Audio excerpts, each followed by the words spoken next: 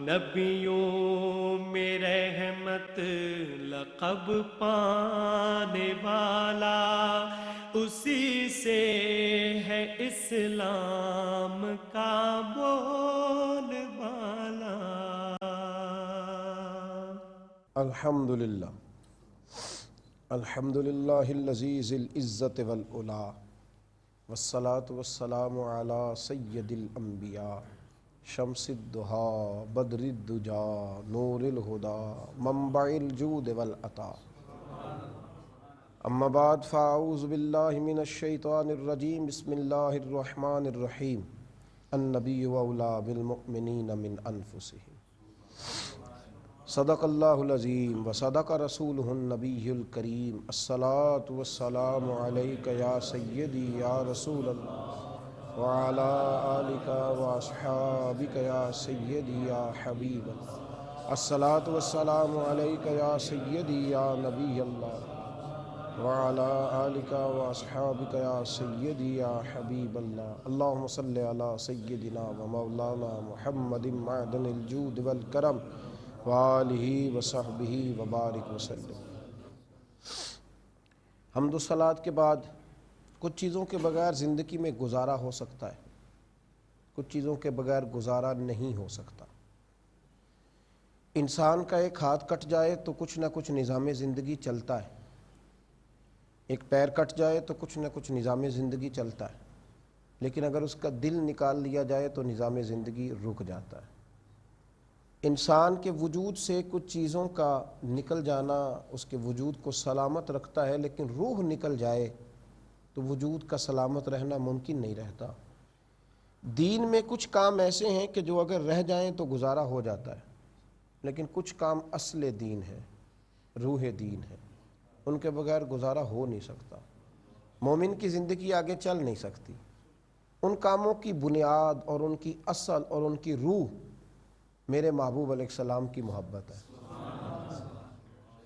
حضور کی محبت کے بغیر دین چل نہیں سکتا۔ نماز ہو، روزہ ہو، حج ہو، زکوٰۃ ہو، سارا کچھ ہو، لیکن محبت مصطفیٰ صلی اللہ علیہ وسلم نہ ہو تو نظام چلتا نہیں۔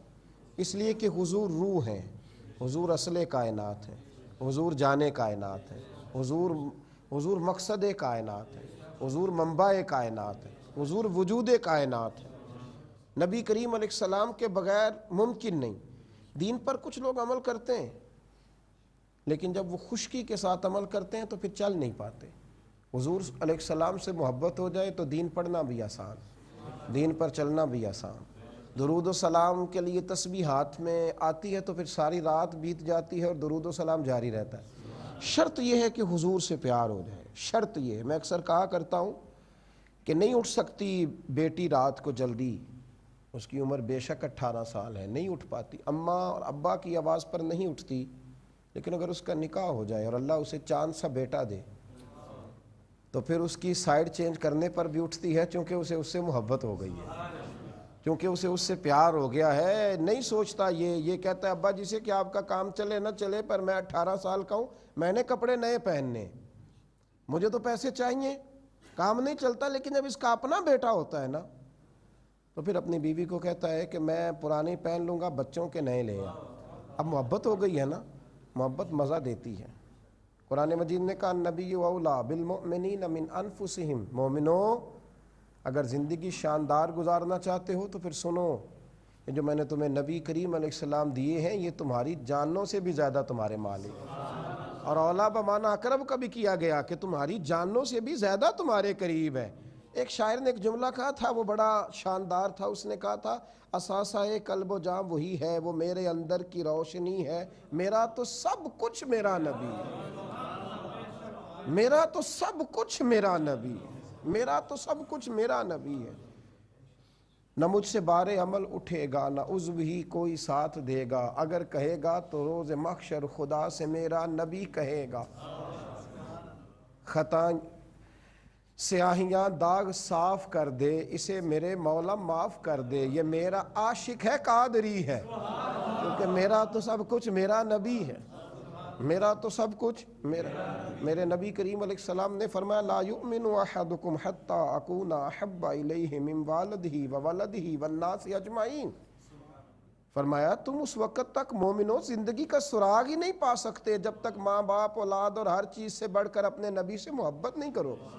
حضور کا پیار آپ کو زندہ کر دے گا، آپ کو کھڑا کر دے گا، آپ کو روشنی دے گا.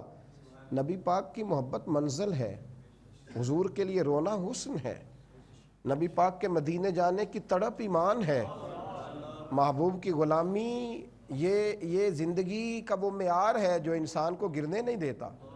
رسول اللہ صلی اللہ تعالیٰ علیہ وسلم کا پیار اور سارا کچھ حضور کو جاننا، یہ مومن کی. حضرت ابو خزیمہ رضی اللہ تعالیٰ عنہ نے ایک مسئلہ حل کر دیا، ابو داؤد شریف میں موجود ہے. نبی پاک صلی اللہ علیہ وسلم نے یہودی سے گھوڑا خریدا. حضور نے جب اس کے ساتھ سودا طے کیا تو اللہ کے حبیب تھے یا وہ یہودی تھا. نبی کریم علیہ السلام نے فرمایا تو رک، میں گھر سے پیسے لے کر کے آتا ہوں. حضور پیسے لینے کے لیے گئے، واپس لوٹے تو یہودیوں نے کہا تو نے سستا بیچ دیا ہے. مکر جا کے میں نے بیچا ہی نہیں. حضور علیہ السلام تشریف لائے، جب کہا گھوڑا دو تو اس نے کہا میں نے بیچا ہی نہیں. بات میں جب تھوڑی وسعت ہوئی، لوگ جمع ہو گئے، یہودی بھی، مسلم بھی، عیسائی بھی. جو گفتگو ہوتی ہے چوک میں تو لوگ جمع ہو جاتے ہیں. لوگ آ گئے، حضرت ابو خزیمہ رضی اللہ تعالیٰ عنہ بھی پہنچ گئے. وہ یہودی کہنے لگا جی آپ ایک بندہ بطور گواہ پیش کر دیں. مکر گیا ہے نا، اب ایک بطور گواہ پیش کر دیں تو گھوڑا آپ کو دے دیتا ہوں. اب وہاں تھا ہی کوئی نہیں، گواہی کون دے؟ جب حضور نے کہا نا کوئی ایک گواہ، اس نے کہا کوئی ایک پیش کریں. حضرت ابو خزیمہ پیچھے کھڑے تھے، دونوں ہاتھ کھڑے کر کے عرض کرنے لگے حضور میں دیتا ہوں گواہی. ہاں میں دیتا ہوں گواہی کہ آپ نے گھوڑا خریدا ہے، اس نے بیچا ہے. حضور نے فرمایا آگے آ جاؤ. گواہی ہو گئی، یہودی نے گھوڑا دے دیا. نبی کریم علیہ السلام نے حضرت بلال سے کہا لے جاؤ. حضور نے ان کا دست مبارک پکڑا، کونے میں لے گئے. فرمایا تو نے تو دیکھا نہیں تو گواہی کیسے دے دی؟ تو حضرت ابو خزیمہ عرض کرنے لگے یا رسول اللہ میں نے تو رب بھی نہیں دیکھا. کب دیکھا تھا؟ آپ کے کہنے پر گواہی دے دی. زمانہ بیت گیا، سجدے کرتے، عبادتیں کرتے. کہنے دینا مجھے کہ میرا تو سب کچھ میرا نبی. آپ کے کہنے پر یا رسول اللہ صلی اللہ علیہ وسلم آسمانوں کی گواہیاں دے دیں، چیز ہی کوئی نہیں. تیرے کہنے پر زندگی دین کے نام کر دی، تیری بتائی ہوئی بات حرز جاں بنا لیا. تیرے لیے جیے، تیرے لیے روئے، تیرے لیے تڑپے، راتیں صبح شامیں تیرے نام کر دیں. محبوب تیرے لیے. حضرت مجدد الفسانی فرمانے لگے میں اس رب کو رب مانتا ہوں جو محمد عربی کا رب ہے، جو رسول اللہ صلی اللہ علیہ وسلم کا رب ہے. نبی پاک کی جو محبت ہے نا وہ کیفیت ہے، وہ سرور ہے، وہ جینے کا سلیقہ ہے. حضور علیہ السلام کے غلام جناب صدیق اکبر کہنے لگے یا رسول اللہ دنیا دیکھی، زمانہ دیکھا، 3 خواہشات ہیں ابو بکر کے سینے میں، دولت نہیں، گھر نہیں، بچوں کا مستقبل نہیں. حضور نے فرمایا کون سی؟ عرض کی محبوبہ دل کرتا ہے رب مال دیتا رہے میں تیرے قدموں پہ قربان کرتا رہا. حضور دل کرتا ہے میری بیٹی، اللہ کرے آپ سمجھیں، مومن اس بات کو سمجھے. حضور میرا دل کرتا ہے میری بیٹی آپ کے گھر میں نوکری کرے، اور یا رسول اللہ کچھ بھی نہ ہو، بس آپ بیٹھے رہیں اور میں دیدار کرتا رہا. مومن کی زندگی کا جب یہ معیار بنتا ہے، جب یہاں آ کر کے مومن کھڑا ہوتا ہے. یارو عجیب بات میں نے پڑھی، میرے نبی کریم علیہ السلام کے غلام مولا کائنات شیر خدا علی المرتضیٰ، حضور نے فرمایا انت اخی فی الدنیا والآخرہ. علی تو دنیا میں بھی میرا بھائی، آخرت میں بھی میرا بھائی. حضرت مولا علی نے دیکھا نبی کریم علیہ السلام کے چہرے پر کمزوری کے آثار ہیں. حضرت بلال سے کہنے لگے کیا معمہ ہے، کیا ماجرا ہے؟ جناب بلال کہنے لگے کئی دنوں سے کھایا کچھ نہیں نبی کریم.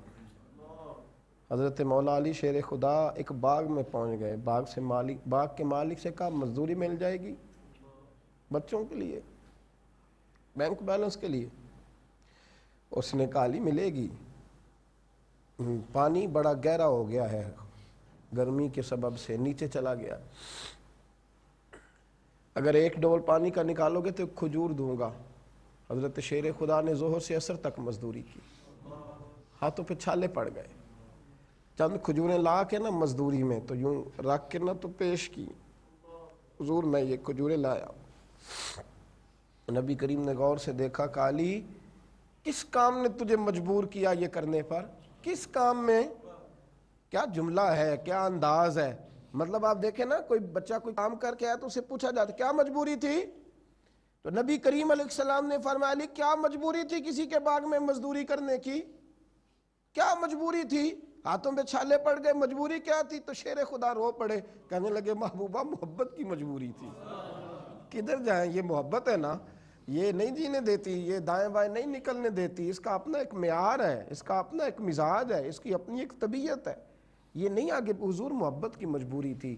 جب آپ کو دیکھا کہ آپ نے کھانا نہیں کھایا تو میں مجبور ہو گیا تھا، میں مزدوری کر کے لایا ہوں۔ میرے رسول پاک علیہ السلام کے غلاموں، مومن کی زندگی بنتی تب ہے جب وہ مصطفیٰ کریم سے پیار کرتا ہے، جب یہ جذبہ جب بیدار ہوتا ہے تو پھر بڑے بڑے کٹھن سفر چھوٹے محسوس ہوتے ہیں، پھر بڑے بڑے مشکل رستے آسان دکھائی دیتے ہیں۔ اور یہ جذبہ اتنا تیز ہوا صحابہ میں، حضرت فاطمہ بنت قیس رضی اللہ تعالیٰ عنہ بیوہ ہو گئیں، حضور کی غلام ہیں، کنیزہ ہیں، بیوہ ہو گئی ہیں۔ کتنا انسان سوچتا ہے اپنے مستقبل کے بارے میں، بیوہ ہو گئے، رشتے آنے لگے۔ ایک رشتہ حضرت عبد الرحمن ابن عوف جیسے مالدار کا آیا، ایک حضرت اسامہ بن زید جیسے غریب کا آیا۔ حضرت فاطمہ بنت قیس کے والدین نے کہا کہ عبد الرحمن ابن عوف سب سے امیر ہے، وہاں نکاح کر دیا جائے، بیٹی کا مستقبل محفوظ ہوگا۔ اسامہ بن زید غریب ہیں۔ جناب فاطمہ بنت قیس صحابیاں تھیں، کسی نے ان سے کہا کہ رشتے دو ہیں، بتاؤ کیا کرنا ہے؟ کہنے لگی کچھ چپکے سے پتہ کرو میرے نبی کی رضا کیا ہے، پتہ کرو نا ان کی رضا کیا ہے، وہ کیا چاہتا ہے، ان سے تو کوئی پوچھے۔ کسی نے آ کے خبر دی کہ حضور علیہ السلام فرماتے ہیں اختیار اس کا اپنا ہے، پر لگتا ہے کہ نبی پاک کی توجہ اسامہ بن زید کی طرف ہے۔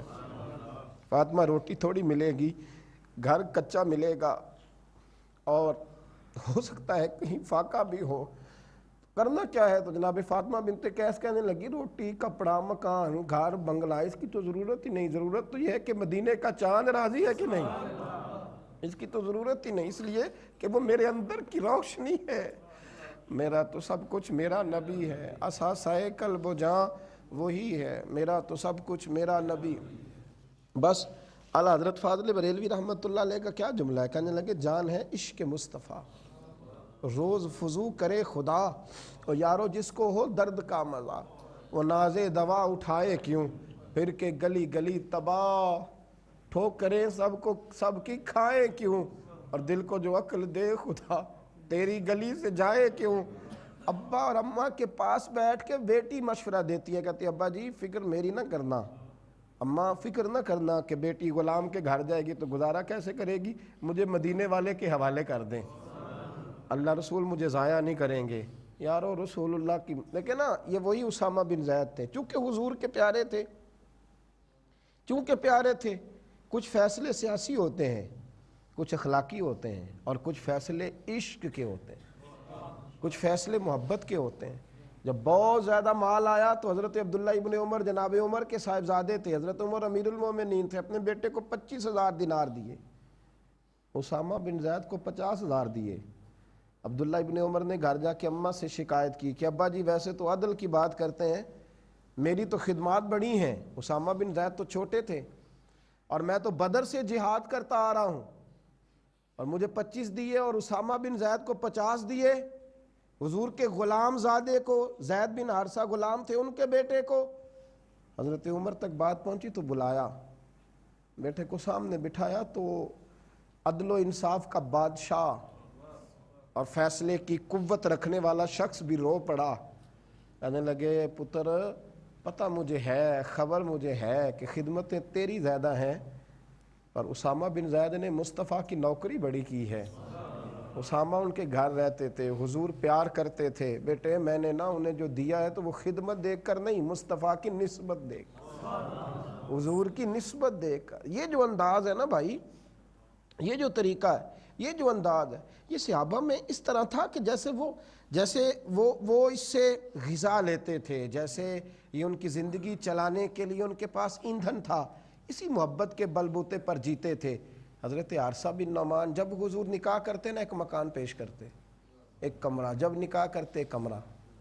اللہ کے رسول علیہ السلام نے سیدہ فاطمہ الزہرا کا نکاح کیا، جناب فاطمہ الزہرا تھوڑی سی دور تشریف لے گئیں. پہلے حضور دن میں دو مرتبہ سیدہ فاطمہ سے ملتے تھے، اب ذرا دور چلی گئیں تو دن میں ایک مرتبہ ہو گیا. ایک دن ذرا دیر سے گئے تو سیدہ رو پڑی، حضور جلدی آ جایا کریں، میں کوئی کام ہی نہیں کر پائی. تو محبوب نے فرمایا کہ حارثہ نے پہلے میری بڑی نوکری کی ہے، مکان تو اس کا ہے پر میرا دل نہیں کرتا اب اسے کہوں. بات حضرت حارثہ بن نعمان تک پہنچی، آ کے دروازے پہ کھڑے ہو گئے، بولتے کچھ نہیں، روئے جاتے ہیں، بولتے روتے جاتے. حضور نے فرمایا کیوں روتا ہے؟ عرض کی حضور مجھ سے بڑا بھی کوئی خوش قسمت ہوگا جس کے مکان میں سیدہ فاطمہ رہے. اور کہا یا رسول اللہ آپ ہماری جانوں کے بھی مالک ہیں، مالوں کے بھی مالک ہیں. حضور مہربانی فرم. یار یہ محبت عجیب کام کراتی ہے، عجیب کام. حضرت طلحہ بن برا ایک نوجوان تھے، 14-15 سال عمر مبارک تھی، اکثر حضور کے پاس آتے. آپ کو ایک بات بتاؤں، اگر حج کرنے کا جوانی میں مزہ ہے نا، روٹی کھانے کا جوانی میں مزہ ہے، اگر اچھے کپڑے پہننے کا جوانی میں مزہ ہے، تو رسول اللہ کی غلامی کا بھی جوانی میں مزہ ہے. حضور کے لیے رونے کا بھی جوانی میں مزہ ہے، مدینے کے پھیروں کا بھی جوانی میں مزہ ہے. اسی عمر میں اگر حضور سے پیار ہو جائے تو پھر لذت دوبالا ہو جاتی ہے. میرے نبی کریم علیہ السلام سے پیار کرتے حضرت طلحہ بن برا. ایک دن حضور نے فرمایا مجھ سے کتنی محبت کرتے ہو؟ عرض کی حضور مجھے بتانے کی ضرورت نہیں. فرمایا جاؤ پھر اپنے باپ کی گردن اتار کے لاؤ. دوڑے، حضرت مولا علی کے گلے میں تلوار لٹک رہی تھی، تلوار پکڑ کے دوڑے تو حضور نے فرمایا انہیں بلاؤ ورنہ گردن اتار لائیں گے. کیا شخص تھا، کیا انداز تھا. چھوٹی عمر میں بیمار ہو گئے. حضور دن میں 2 مرتبہ تیمارداری کرنے جاتے. تو پیار سچا کر، بڑا کچھ نوازتے.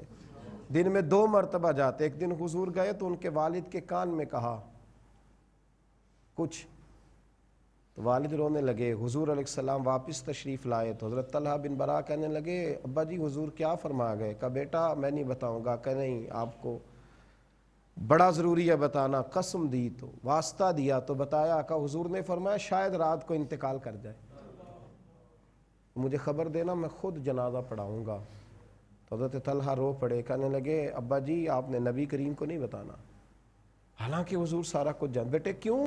دیکھو محبت کیسے کیسے رنگ بیان کرتی. حضرت طلحہ بن برا کہنے لگے اس لیے کہ رات اندھیری ہے، ٹھنڈ کا موسم ہے، جن گلیوں حضور نے عاشق کو جزا دی. اللہ کے محبوب نے فرمایا چلو پھر میں اس کی قبر پہ چلتا ہوں. خود نبی کریم قبر پہ، قبر میری تے میرے اپیرا جے کر پاویں پھیرا، قبر دے وچوں ہڈیاں اٹھ کے مجرا کر سن تیرا. حضور قبر پہ کھڑے ہوئے تو دعا بھی نرالی مانگی. عرض کی اللہ جب میرا طلحہ تیری بارگاہ میں آئے نا تو اس سے اس طرح ملاقات کرنا کہ تو اس سے مل کے مسکرائے جو تیری شان کے لائق ہے اور یہ تجھ سے مل کے مسکرائے. اس سے ذرا مسکرا کے ملنا. جان ہے عشق مصطفیٰ، روز وضو کرے خدا، جس کو ہو درد کا مزہ وہ نازے دوا اٹھائے کیوں، پھر کے گلی گلی تباہ ٹھوکریں سب کی کھائے کیوں، دل کو جو عقل دے خدا تیری گلی سے جائے کیوں. اور بریلی کے امام کہنے لگے اب تو نہ روک ہے غنی، عادت سگ بگڑ گئی. اب تو نہ روک ہے غنی، اب عادت سگ بگڑ گئی. پہلے ہی دن میرے کریم لقمہ تر کھلائے کیوں. اللہ حضور کی غلامی میں زندہ رکھے اور غلامی میں موت عطا کرے. آخر دعویٰ وہ نبیوں میں رحمت لقب پانے والا، اسی سے ہے اسلام کا بول